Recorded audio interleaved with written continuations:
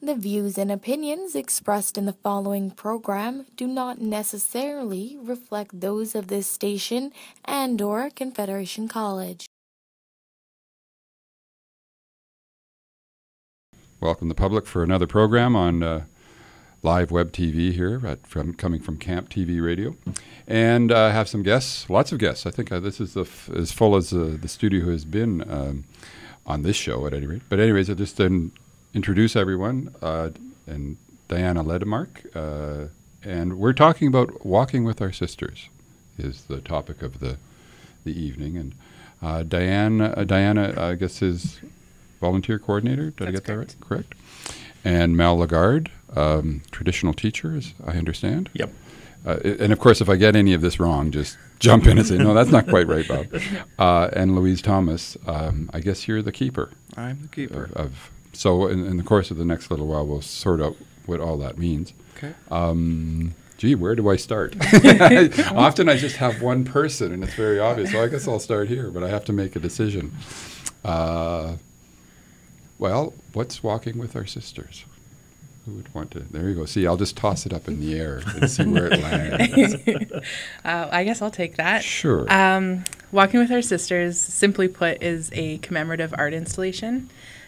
It's a project that was begun by the Métis artist Christy Belcourt, and it blossomed into so much more than just an art project.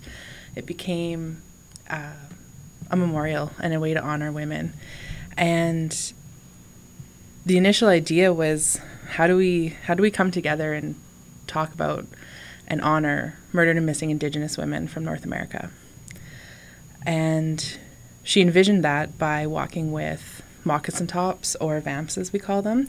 And that's the top part of the moccasin that sits on top of your feet. So when you're walking, that's the part that you look down on. So she put out a request for 600 moccasin tops, realizing that she couldn't achieve those by herself. Right. And the response is really overwhelming. She received more than 600. Almost right away, the response was about 1,000 people wanted to participate. And then she ended up receiving about 1,700, and that's what became part of this project. So it's much larger than its original intention was. And roughly when would that have started then? Roughly, just like a year ago, 2 years ago? I believe today has been 1 year since they've had the opening of a show. And, okay. Not today, I'm sorry, October 3rd Right. was their first day of their opening of a show. Right. Mm-hmm. And where was that? In Edmonton. Yeah. Yeah. So it's been a few places since then. This Thunder Bay is the seventh Place. place. Right. And so it is a traveling tour. Yes, till 2019. Wow. It ends in September. So I guess just to get a bit of, you were kind of explaining how it started, Mm-hmm. but how do you have some sense of how it came together? I mean, how did it become an exhibition and with all of these participants? You mentioned the artist, her name again, sorry? Christy Belcourt. Christy Belcourt. So was she the initiative? Yes. Right. And then so she just sort of sent out. Is totally driven on social media, actually. Right. Oh, okay. Which is interesting. She's really heavy on social media for her own personal interests and her own art. And she said, "This is the project that I'm thinking of. What do you guys think?" And that was really how it started. It was just, "What do you think about this?" on her own Facebook page. And the response was really fast, and it was really large. And everything that Walking with Our Sisters now, and since the very beginning, everything that we do is social media driven. The call out to artists wasn't put into the newspaper. It was put onto Facebook. It was put onto Twitter. And here's, it was a little loose paragraph. Here's what we're going to do. Come, let us know if you want to participate. And within a couple of days, they made a template. They formatted a few procedures or rules, if you will. And just tell us your story. Put your heart into these moccasin tops. And so people who are artists or beaters or family members from all over were participating. Which is a skill. I mean, it's not something that just anybody could pick up and do. You have to sort of acquire a bit of a skill to do this. Especially, I've seen the exhibition, as you know, this afternoon, and there's a fair amount of skill there. There's a lot of skill in there, but there was also a number of vamps that were done by young people who had been sitting with their moms and their grandmas watching them do this work, and they wanted to make their own as well. So there's some longtime beaters that had participated, but there's also brand new ones. Some of them it was their first time. So now this, as you say, it's well, I checked the website. That was one of the sources for some of the information I have, and it's obvious that the exhibition, you've got a schedule that goes out 2 or 3 years, or to 2019. 2019. So how did that all happen? Was that a Facebook phenomenon too, or sorry, social media? I mean, because how did because these are all the, I mean, art galleries, and is that the typical context? Is it art galleries, or is there other folks who responded to this? Or it's any space that is large enough to fit it, and that has a community who wants to drive it. We're very lucky here in Thunder Bay to be at the Thunder Bay Art Gallery and to have their infrastructure as part of what we're using. Everything that we're doing, though, is driven and led by our committee and by the larger national Walking with Our Sisters. The gallery is really just kind of giving us a home to be in for the next 3 weeks. Well, I don't know if this is I have some, there's a picture of it. Just for those who, this is just that's, again, I stole that from the website. That's a good picture. Yes, it is. It gives us some sense of the layout of the exhibit.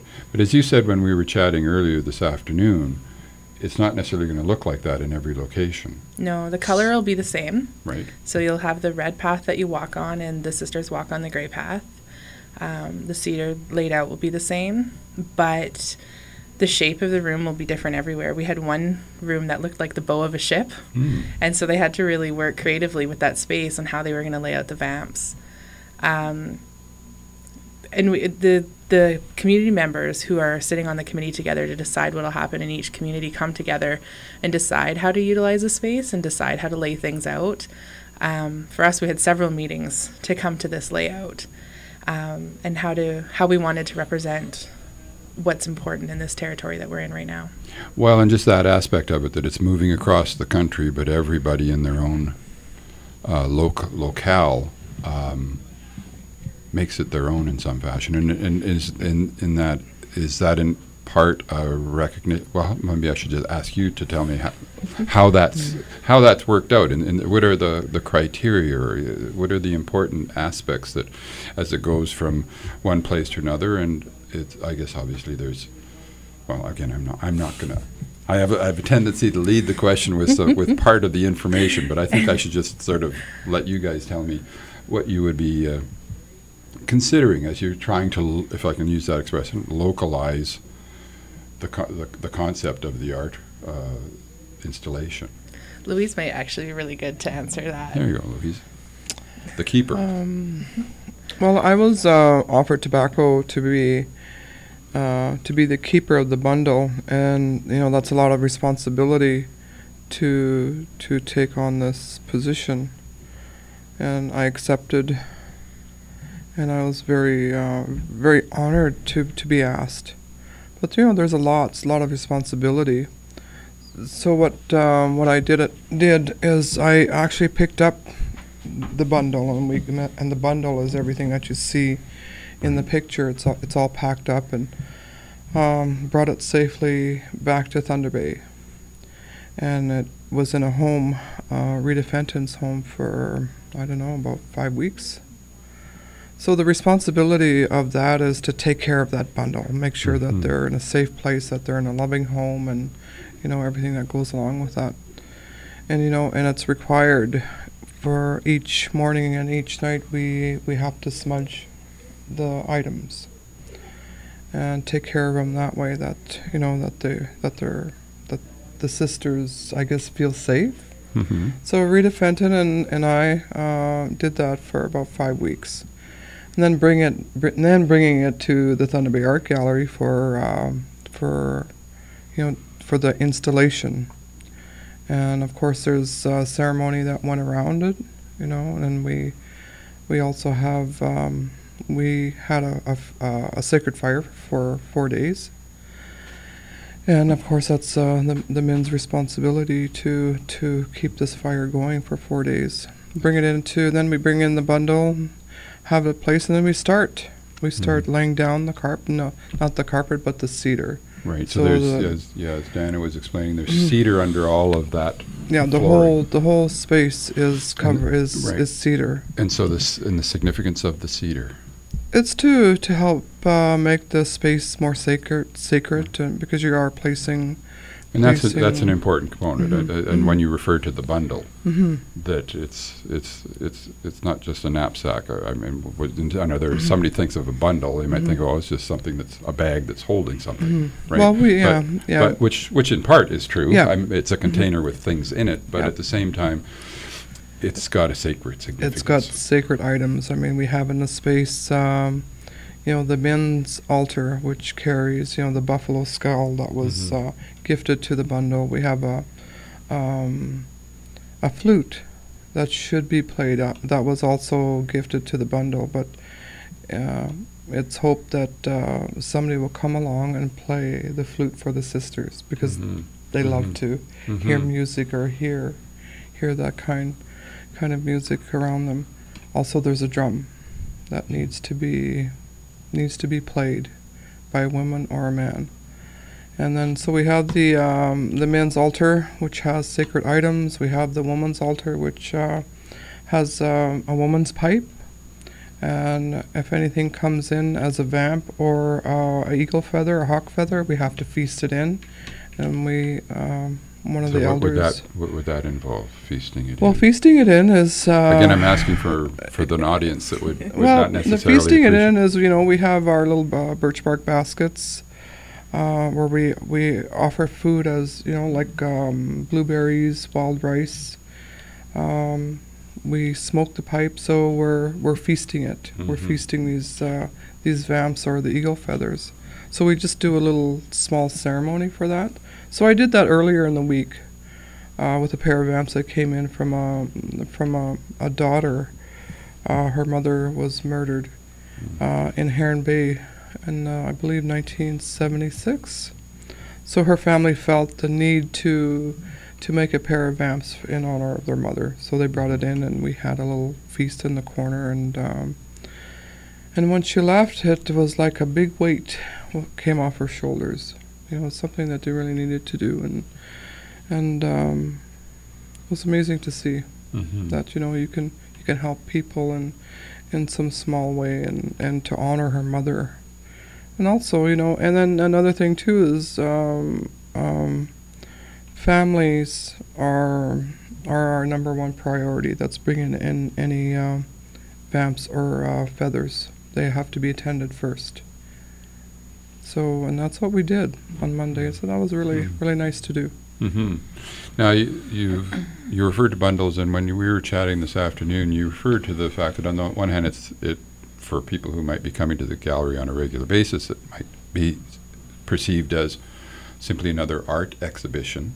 But as you mentioned, it's actually a lodge. So maybe just talk about that, the idea of this. What it means for you that it's not just an art exhibition, it's actually a lodge. It's more of a memorial for the women who've been missing and murdered, and for the men, our job basically is to make sure that the sisters are well protected and safe as well. And I got involved when there was a call out for being a firekeeper, and I came, and as a result of it, it was very touching when I started to think about it a lot more often, because there's a lot of people that I know that are alive currently, and I think about them, and I think, what would happen if they were gone? And so that's the reason why I started getting involved with it. And I came along, and basically just kind of like remembered, yeah, there's someone that is not coming home. Like this is the bottom line of it. It's not a trend or a fad, but somebody isn't coming home that day. And so as a result of it, I ended on realizing that this is how important this is for men to get involved with this. Of course, everybody thinks this is kind of a women's movement, but it's not. It's actually a community movement, more or less. Someone's mother didn't come home, someone's sister's not there, someone's daughter's not growing up. So as a result of it, we as men try to make sure that our protocol is is to honor these passings. And so I support them with being there, bringing my bundle and items in there. And what I would do basically is a visitor would come in, and I would smudge them and give them the small, I guess, information of why we should be there together as a community. And it's very touching for a lot of people when they come through there. They realize that this is a very big thing, and I know there's an inquiry for it coming out that they would love to do, but this is the reality. Is that, like I said before, we need to support as much as we can. Mm-hmm. Well, and the importance of it being a grassroots effort, as Diana was kind of referring. Yeah. The idea that the energy for it is coming from people in the community, not just from political leaders or something at that level. Yeah. In fact, I suspect that's where the energy needs to come from. Yeah, it's a very big thing because, as I said before, when I was called to do this thing, I really felt compelled to stay with it, not just to stay for one day and just make sure the fire is safe, make sure to go see it through the whole of it all. The ceremonies were done by men in the very beginning, and in the very end, whoever was doing it should be doing a part of it. So I'm just kind of more or less the in-between guy to make sure it's all going accordingly. Right. You know. So, and that's the traditional role of men as the fire keepers. Yes. And Yes. What is that? Do you know the story on just about that? I mean, where that comes from, or how that? It's firekeeping's has been around for a long time for a lot of. I mean, it's different from every community, but I was taught is that when guys would go hunting, they would keep a fire going warm for their safety and stuff like that, and as a guide as well. And as a result of it, we it's also a spiritual doorway as we look at it. And of course, people look at it as a campfire, but to us, it's more of a sacred thing. Well, this seems to be, yes, that in order to appreciate all of what it is we're talking about, there's a kind of, you almost have to say, well, I know you could see this as just a container, but it's actually a bundle. You could see this as an exhibit, but it's actually a lodge. You could see this as just a fire, but it's actually a doorway. Yeah. And I guess that's the, which is leading us into another way of looking at not just those individual things we're talking about, but actually, if you like, many dimensions of our everyday experience. That there is another way of looking at everyday experience that normally we don't, and the exhibition offers one opportunity for people who may not be exposed to that other way of looking at everyday life. That this is an opportunity to do so. For us, we look at the natural world, which we're here presently, but to us, there's also a hidden door, which is a spiritual door, that everybody is equal in the eyes of the Creator. You know, I mean, it could call it whatever you want to name it, the deity that they worship, whatever not. But we look at it as every day that we're given, thankful that, I have a family here, I have friends here, I have a life to live. But it's a path that we all choose, you know. Mm-hmm. And so as we go on with our daily lives, the idea is to live a good life as much as we can, you know, and to make sure that we share what we know to the next generation, knowledge and so on. Now, the doorway, again, you referred to as the doorway to the Creator. Mm-hmm. Is it also a doorway to the spirits of the sisters?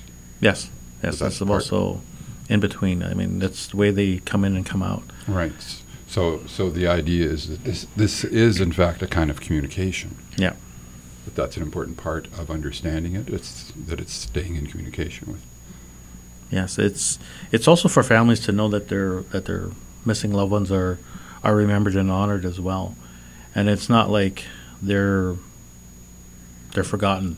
You know, mm-hmm. we look at those who passed on. Traditionally is a way of saying yes, they are going back to where they started from, and now we are here to make sure that they live on through memory and through the bundles that we carry and through the items that we have and through ceremony and dancing and singing, and this is how we usually have it. And so people generally have their own personal bundles. On the one hand, this is the the exhibit is a bundle, Yeah. but individuals have their own bundles, and as you're describing it, would have items of personal and almost sacred significance to your Yeah. path in life. That's right. Every man, and every female has their own personal carry-on, whatever it is they're taught, and everybody is different.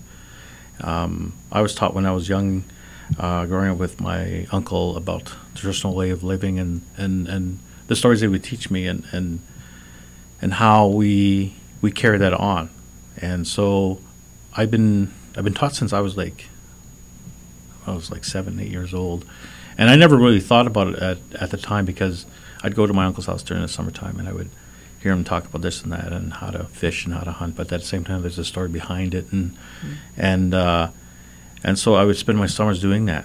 And as I got older, things began to fall into place, and the understanding of why we do what we do, you know. And the idea is to try and stay as humble as we can with what we know, and not to really boast with, yeah, look at me, I am like this, you know. But we share what I know to someone who doesn't know. Share with my son or a friend of mine, and give what we give to, so they can pick up where my uncle would left off.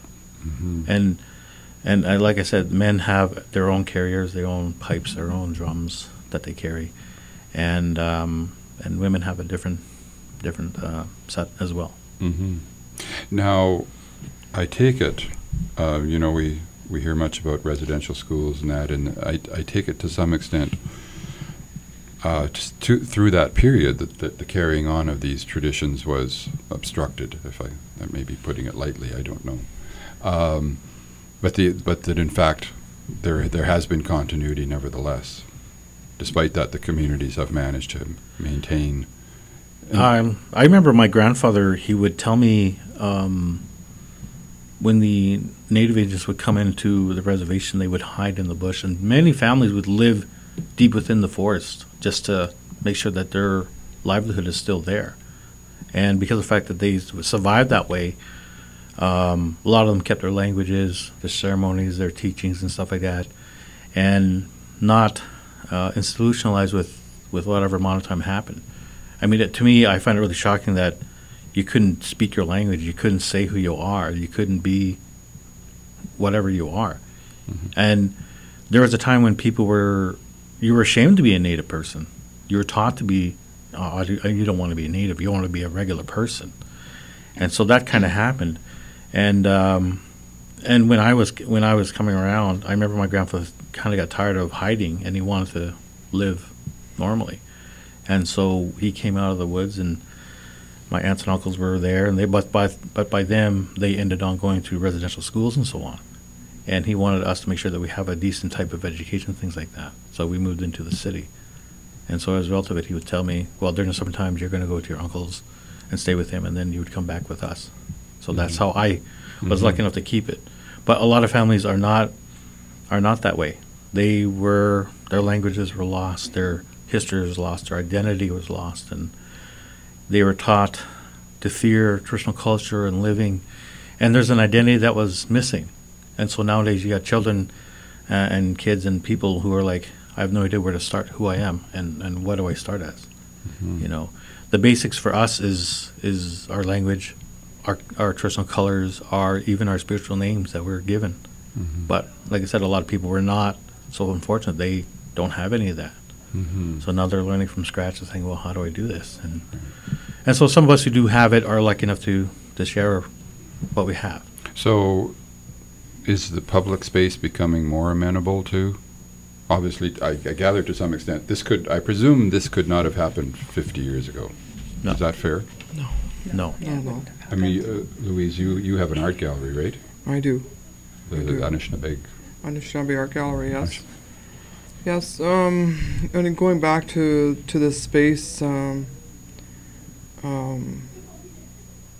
believe that I've seen it. I've seen people come out of this space and are just that can't believe this kind of thing has happened to our people.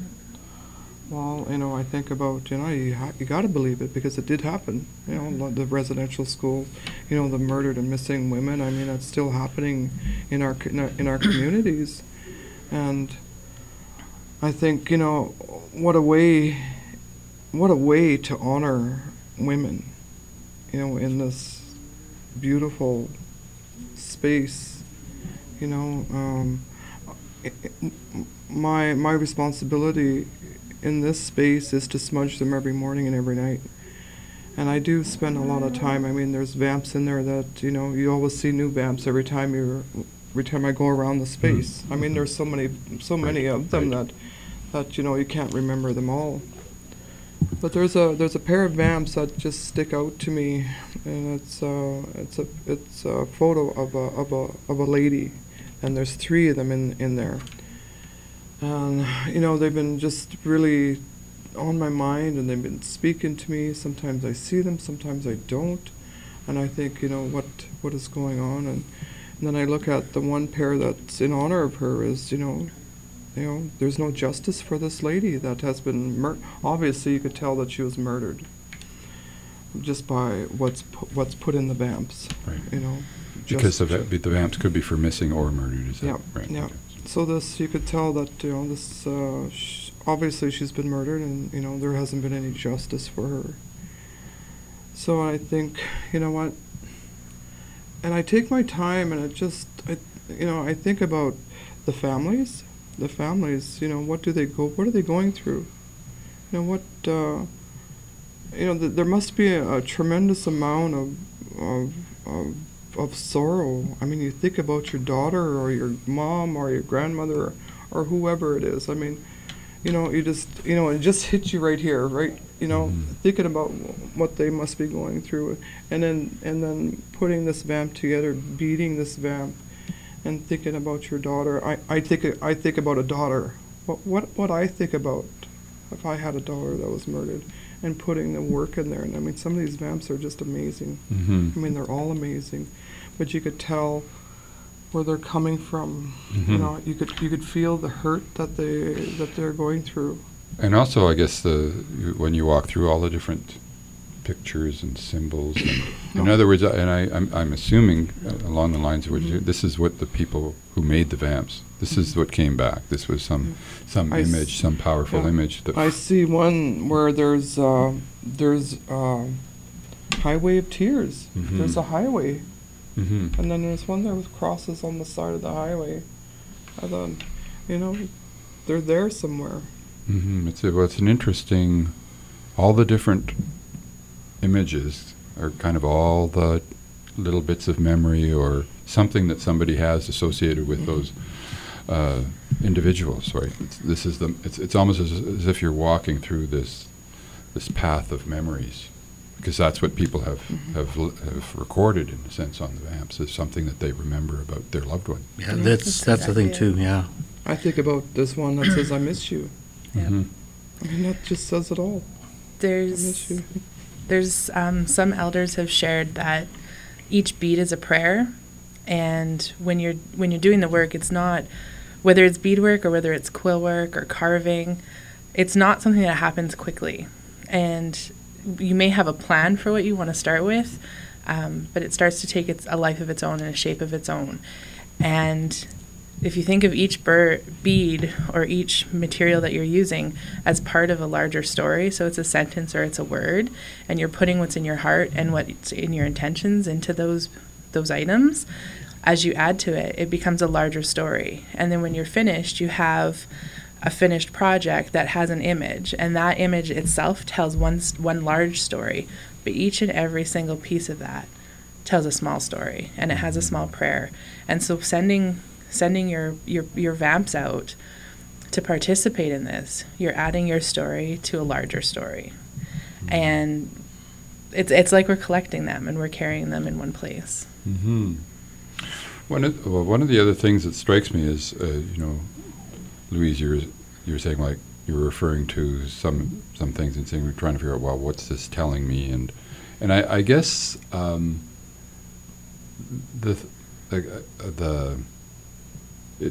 it's kind of what we were discussing earlier, the idea of experiencing life slightly differently. So in other words, what is memory? What are your dreams? What are the things that you experience, and what's the significance of them? we live in a kind of, again, I'll just use a phrase to refer to it, modern technological culture, right, which says, well, these are events in your brain, right, and it's some immediate impression you had and it's coming back or whatever. In other words, there's a certain way of looking, again, at everyday experience and interpreting it a certain way. And the way, if we talk about the lodge or we talk about the bundle or we talk about how the experiences the memories you're having and why are you having them, right? It seems to me, again, you're kind of inviting us into a different way of thinking about what it is to live our lives, and the idea that the fire is the door, right? And it's a doorway to... Yeah, like every day we see memorials put up. You know, and City Hall has one up there. Terry Fox has one. And these are just things that people remind of what they've done. We have this as a remember for those who passed on. And so I have visitors come in and they don't understand Indian culture, but they understand that something is very important here. So they would come through here and they would look at it and they would understand that they cannot touch what these things are. And this is just memories, just someone's memories that they've made. And they would come out and they would be just touched by what is put through. And we put a lot of effort into remembering those who have gone on. The lodges, the different eagle feathers on there, the beadwork, the just everything overall, you know. And a lot of people don't really see that through this, but they see it everywhere else, is that there's reminders of things that have happened, you know, dates that have happened, or, you know, Memorial Day and all these other little things on the calendar that would remember, say, oh, I got to do this to do that, and so on. Well, and I think the other thing about the exhibition, for example, is you're just flooded by all these memories. As I commented, you probably go through a lot of boxes of Kleenex because Yes. it's a very emotional space. And that's a kind of a counter to, if you like, the 9 o'clock news report that seems to trivialize it into just another statistic, and it kind of goes in one ear and out the other, right? That these are real people in real lives, and it begs an explanation. I had a gentleman who asked me a question, and it was a really honest and really innocent question that he asked. And he came up to me after he'd been through the gallery, and he said, when did we start keeping track of all of these cases of tragedy happening to Indigenous women? I had to stop and look at him for a second, because it's been a common theme in history for a really long time that Indigenous women and people who are in the margins are victimized. And I had to really think about contextually how it fits in with history and how Canadian history has played out. And so when I answered him, and he was an older gentleman, so he understood how history in his lifetime had played out. And I said, you have to think about what the laws were in the 1950s, and that, you know, the last residential school closed in 1996, and that there's a time in people who are living right now in their memory when they were not allowed to leave the reserve without a pass. And so when we think about the violence and keeping track of what's happened, that's actually very recent that we've started to gather that information and gather those numbers. So when we put the number, which was recently used for missing and murdered Indigenous women, the recent number was 600. And we've come to learn that the number is much higher because there's a lot of unreported cases that are just starting to become reported now. There is no actual number to put out, and that's the reality. And we can't go back and we can't say, well, it's this many people since 1970 and it was this many before 1970, because we don't know, because there was no Indigenous voice for people. And he was really blown away. He's like, I'd never thought about it how I'm placed in the context of social history. He never thought about how he fits in with the way Canada developed. Well, the fact that residential schools went on for so long, and I gather from what you hear and read that most people didn't know about it. I mean, I'm sorry, when I say most people, I mean most non-native Canadians. I don't know if that's true, or if that's just a false, one of the many false representations. It is true. Yeah, no, I'm assuming it is. Because when they had the St. Joe's boarding school or residential school here on Franklin and Arthur, My late husband was there. Mm-hmm. And I remember, people, coming to the gallery or just meeting people in general and telling them that, Roy was in that residential school. And people would say, well, I could hear kids playing and, all that stuff, but she says, I didn't realize it was a residential school. She says, I never knew what was beyond those doors. Mm-hmm. Because nobody ever went in to find out, it was a residential school. What do you do? Well, and I guess on the on the one hand, it's a school like any other school, and I sort of assume the curriculum was the same across the board. But the significance of the curriculum for Indigenous peoples is that that Indigenous culture was being destroyed systematically. It was more or less like a re-education system for a lot of people. Right. Now you can't speak English. Now you have to. You can't learn your language. Now you got to speak English. And for a lot of people, that was really the first thing hard to do. All of a sudden, you can't practice your ways. You got to practice this ways.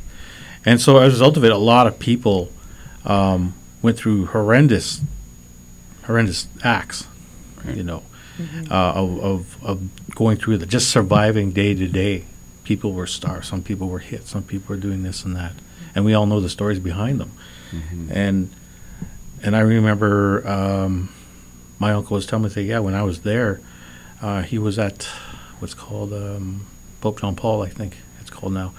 He said he was beaten almost every day if he said one little word. So he was really quiet just to get up and go to school. Mm-hmm. And I think I have a 6-year-old son, and I think, oh, my God, imagine that a teacher would come along today, would hit your kid if they spoke this.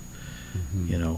And I know today we have a very strong modern way of looking at children, is that we're protecting them all the way, that we don't repeat the same mistakes from the past for these generations, Mm-hmm. And I remember the schools are now putting a more positive impact with doing mini powwows for them, so the kids can understand that there's more than just one culture here. There's many cultures. And that's not just for the Indigenous children, that's for all the children to come and participate in and to see. Well, and I guess, obviously, again, I kind of go back to the point, some people might go through the exhibit and just see another exhibit, and not fully appreciate all those things we were discussing. And so I guess that's the thing that strikes me as both positive and insofar as the public space is changing, that we now have exhibitions like this. We have what you're referring to going on at schools.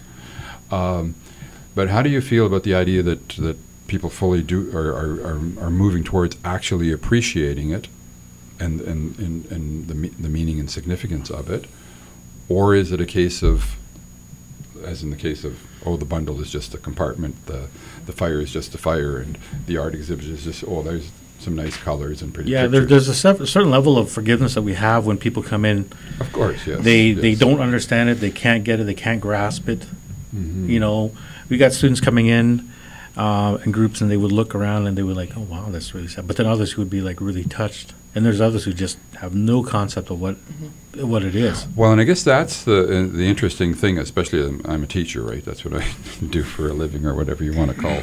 Anyways, is the path, right? Is how do you get from A to B? How do you get somebody to understand something? That's what I walk into a classroom trying to figure out. I think it's just starting conversations. Mm-hmm. And that's what we're here for.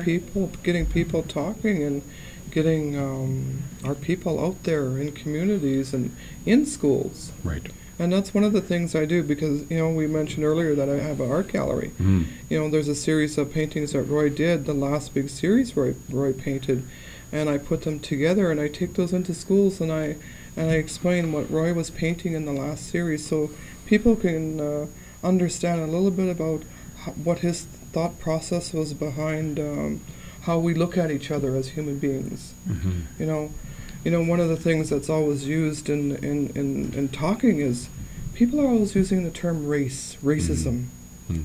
You know what racism means? It means getting from point A to point B. That's a race. Yes. So we put it together, and people put it as racism. Why? And we think, why should me and you be competing? Why should what are we competing for? Well, and that's again, it's kind of like this, you've seen the picture of the vase and the two faces, and is it a vase or is it two faces? Is it a vase or is it two faces?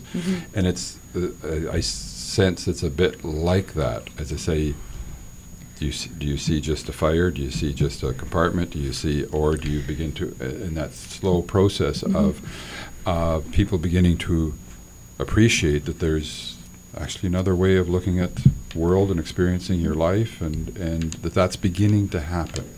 Well, and that's actually one of our guiding principles. So we say when we come together, we always come together as humans, and we're humans first, and we're equal first. And so whatever level we're talking about, whether we're talking about our group that's at the national level that plans the big picture for Walking with Our Sisters, or whether it's our local committees or our breakout groups who are planning something, or when people are just coming to the gallery, we are people first and we are human first. And so we leave our responsibilities and our organizations and our affiliations, we leave all of those hats at the door. And we don't bring them in with us because we're coming in as people to experience the same thing. And a common thing that we've talked about once we open to the public is that everybody who comes here deserves the same treatment. So whether you're coming to the gallery because it's part of your regular routine to come and see what's new, and you don't really understand what you're walking into, or whether you're coming as an Indigenous person who's already very comfortable in ceremony and is coming for healing, we're still all the same. So we share all of the same information when people come through so that they're prepared for what they're about to experience. And then we let them experience it in whatever way that they need to. So we talked about the students earlier, and some of the students show up and they're really not into it, and they power through, and they've got their ears covered, and they just keep running through, and then they're done and they take off. Got the headphones on as they're going. Yeah, that's what they need to do, though. That's part of their journey, and that's sure. okay, and we accept that, and we accept that from them. Because I think that we all believe, at least at some point in their future, they'll be touched by this moment, and they may come back to it and be like, what did I participate in? And come back and look for that information to understand what it was. And then some people, like, we've had people who showed up just to come through the gallery one day, and they've come back every day to volunteer, a little bit like Mel, who showed up at the fire, and he comes in to hang out even on days when he's not working.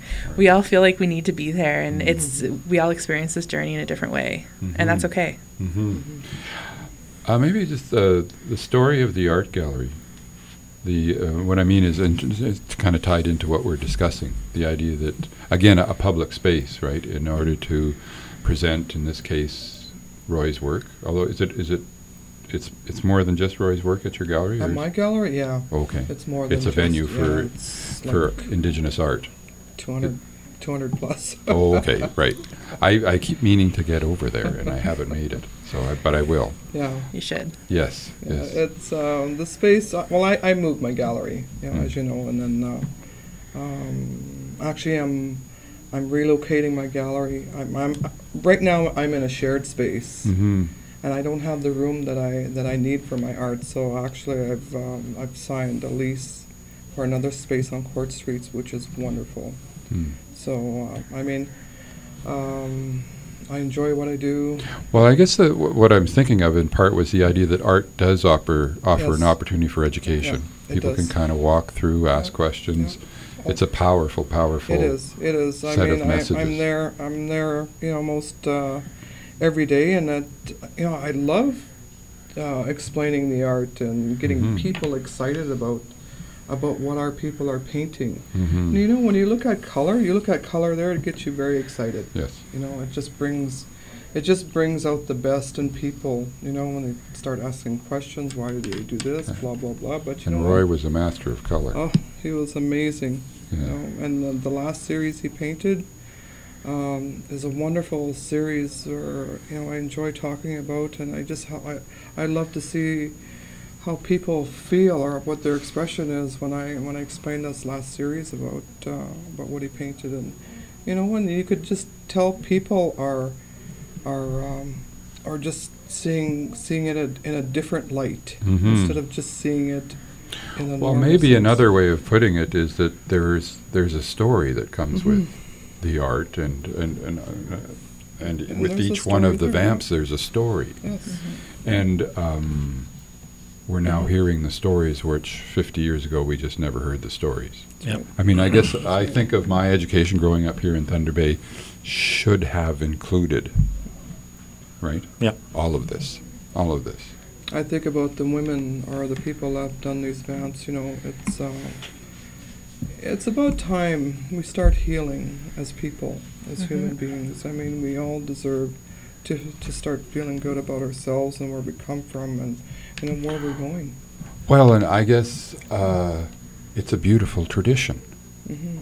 I don't.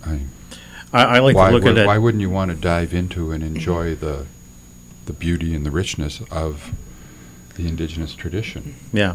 Like I was told one time that the reason why we got the 4 colors in there is for everybody to share. It's not just for us. It's meant for everybody else. And that's a point of what we are meant to do. We're meant to share our knowledge for someone else to pick up what it is. And I meet people who just have no concept or clue. How do I begin this? How do I do this? And I said, you know what? It's between you and the divine. It's between you and the Creator, and that's how you should start. One-on-one. That's it. It isn't. No It- right way or wrong way Yeah. to start. Yes. Yeah. Well, that's something that kind of struck me at some point, that everybody's on the medicine wheel, Yeah. which is not necessarily true of some of those hierarchies out there. Yeah. There's people at the bottom, there's people at the top, and there's people right outside the bottom, and they don't really count, right? Yeah. Right? So, but everybody's on the wheel. Yeah. Yeah. Just a kind of a refreshing way of looking at everyday life. Yeah. And like you said, everybody's on the wheel, but everybody's welcome at Walking with Our Sisters, which is why it's free. It's community driven. It's crowdsource funded. Everything that we do, it's because our hearts are in it and we have something that we can contribute. And so whether that's $5 and a pouch of tobacco when you send in your vamps, or if you have a substantial bank account and you're able to offer a large donation to help this come to a community, whatever it needs to be, everybody's welcome, however you can come. Here's a strange question, because it comes to my mind, which is, you were talking about social media, and I just referred to the hierarchies and such, and it struck me, but I've never really put the question to anybody who, well, felt comfortable trying to answer it. Maybe you will or won't. Which is, does Indigenous culture have some affinity with the diverse, the kind of the openness of social media? Because, like, I mean, I realize there's a lot of diversity from one Indigenous culture to another. Everybody's not the same. I understand that, but I don't get those guys who came from the other side of the ocean. They were coming in these triangles, right? They were stacked up nice and neatly in their triangles, and they came over and then. So I just sort of strike me as someone who kind of teaches communication stuff and that, and it's a question that sort of come to my mind, but I don't know if it's an intelligible question, or in other words, it's social media, which doesn't have a center and a structure in that kind of hierarchical way. That's one of its features. Is there some potential affinity there? I think that there is. Rachel Mishenanine, who's from Thunder Bay, just wrote a really spectacular book about Indigenous people and social media. Oh, really? There you go. I think that it's a really valuable tool to connect one community to another community who may not have otherwise spoken together. And a lot of grassroots initiatives have been successful because of social media. It was a hashtag, right? Yeah. That's how, I mean, in a sense, that's how it started. The little I mean, there was obviously a lot behind it, right? Yeah. In terms of history and culture and all the experience, collective experience. But anyways, I think that geographically where we're located, that it's a really valuable tool for communities to stay in touch, especially small communities to stay in touch, and to have power together and to very quickly share information. I think that it would be the same anywhere else in different issues, but I mean, because we're part of it, we see it prevalently with Indigenous topics. But is there any drawbacks? I mean, it is all that contemporary, modern. It's part of the destroying Mother Earth? I mean, I remember a couple of years ago looking through some pictures through. I remember seeing these ladies with headdresses and stuff like that, and I thought, how odd. So I clicked on the picture, and it turns out there's a powwow up in Russia. And I thought, wow, Russia of all places, Soviet Union. And I clicked through all these other pictures that was part of it, and there's a guy from Japan that has the whole regalia on. I thought, it's amazing how we think that we're stuck on this little island here. Right.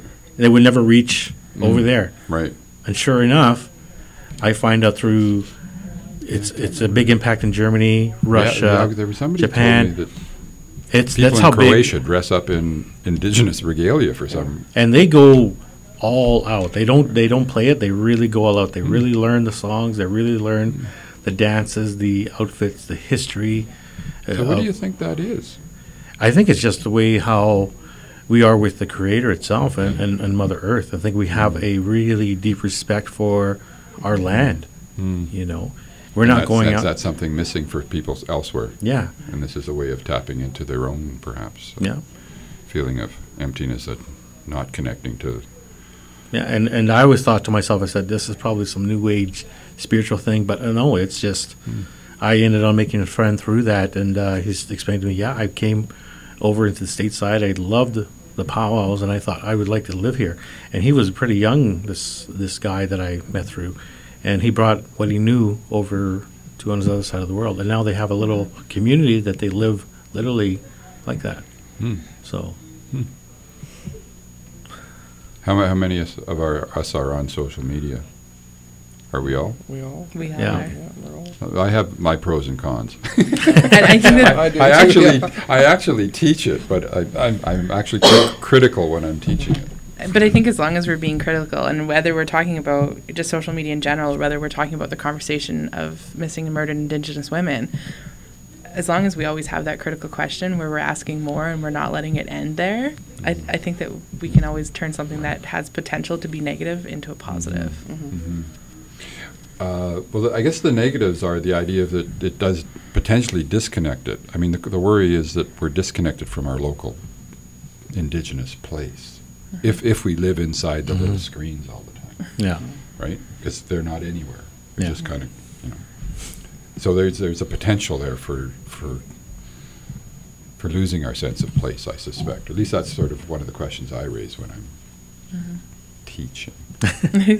We'll call it teaching, whatever, when I'm talking to people in a classroom. So I'm not, I'm sort of.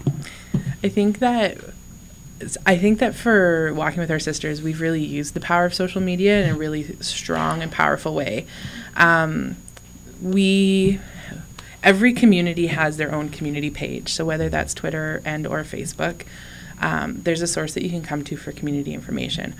But they've set out, I guess, a guideline, if you will, that whenever we post something for the community, we also have to post it for the national. And so there's a Twitter page and a Facebook page that are handled every single day, and they're moderated every single day.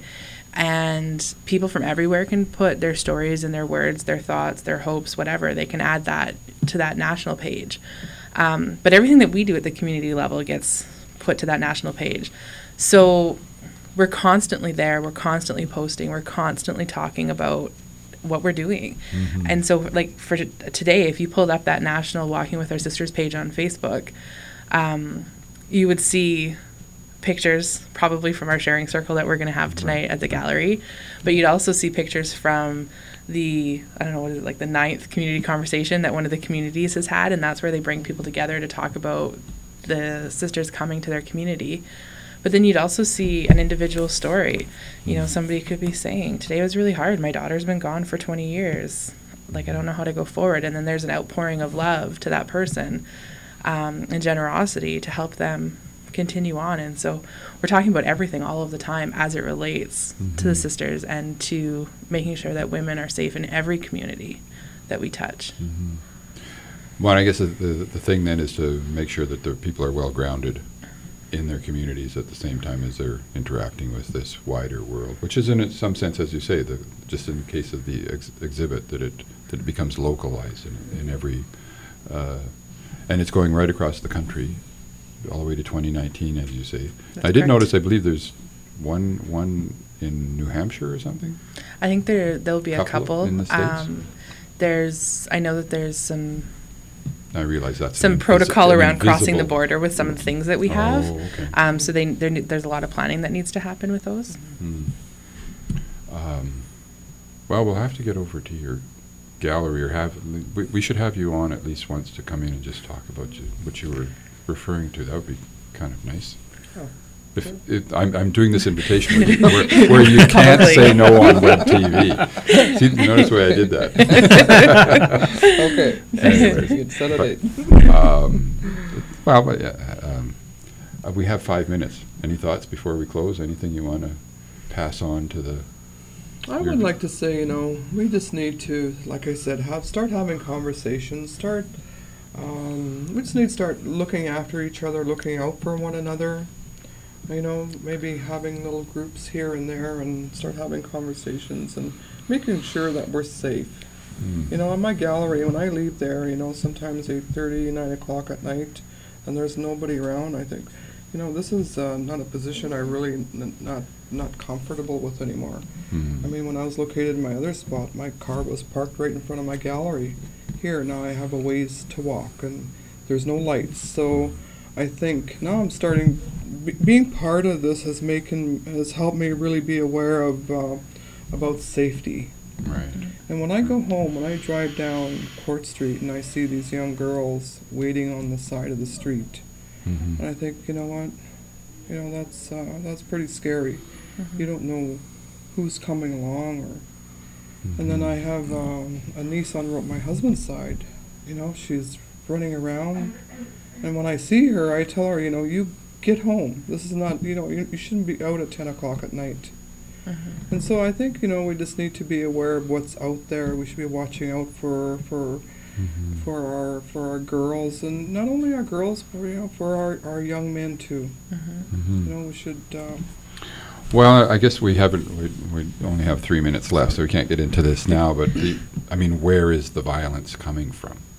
It's another question, right? I mean, why should people be in this level of risk? And I think it's important to say that where is the violence and the trauma coming from? Because it's not always a violence situation or somebody putting themselves in a high-risk situation. Sometimes something comes along that's traumatic in your life. And it may not necessarily be where you've positioned yourself in a neighborhood or in a community, which is one of the questions that I always encourage people to think about when they leave Walking with Our Sisters. Take what you've learned now and carry it forward with you, and ask, like I said earlier, ask that critical question. What's going on in my neighborhood? Who's walking down my street? Is that person across the way supposed to be in that driveway? And just say, hey, what's going on? And just talk to people. And if we talk to each other more, incidences of trauma and violence and danger will become less frequent.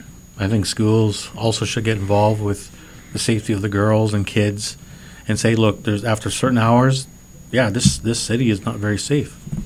So teachers or educators should say, hey, look, let's just have a talk about what night dangers are, and get home at a certain hour. Right. But I guess I also sort of think, well, why is there violence in those streets? Well, unemployment. Yes. No, this is. I guess it's the wider set of questions, which I'm afraid is now going to have to be another show. But you're right in asking the question, because even if that's all that we leave with is that question, yes, someone will have an answer for themselves at home. Right. Yes. Well, thank you all for coming in. Okay. This has been another edition of Spirit Canoe. I've had Diana Lidmark, Louise Thomas, and Mel Lagarde. I'm checking. I keep checking. And who am I? Okay. Oh, Bob Goujon. All right. Well, thank you for tuning in, and thank you guys for coming. Thank you. Migration. Okay.